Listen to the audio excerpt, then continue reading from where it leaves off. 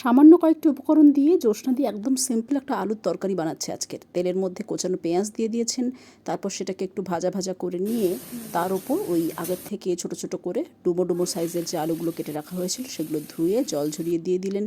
এবার কিছুক্ষণ নাড়াচাড়া করার পর তার ওপর সামান্য কিছুটা আদা গ্রেট করে দিলেন। তারপর একে একে দিয়ে যাও পরিমাণ মতো নুন, হলুদ, জিরে গুঁড়ো, লঙ্কা গুঁড়ো, আর লাগাতার নেড়ে চেড়ে রাখতে হবে যাতে তলাটা ধরে না যায়। জ্যোৎস্নাদি কিন্তু হালকা আছে অনেকক্ষণ নাড়াচাড়া করে করে মশলা কষিয়ে কষিয়ে রান্না করেন। তারপর উনি দিচ্ছেন হাফ টমেটো, সেটাও গ্রেট করে। মশলা কষানোর একটা খুব সুন্দর গন্ধ যখন ছাড়তে শুরু করবে, তারপর জল দিয়ে দাও পরিমাণ মতো। এবার 10 থেকে 15 মিনিট মাঝারি আঁচে ভালোভাবে রান্না করে নেওয়ার পর কয়েকটা নকুলদানা দিলেন। ওনার রান্নার সিক্রেট নকুলদানা কিনা আমি জানি না, কিন্তু খেতে মারাত্মক ভালো হয় এই ধরনের আলুর তরকারি। নকুলদানা 3-4টে দিও।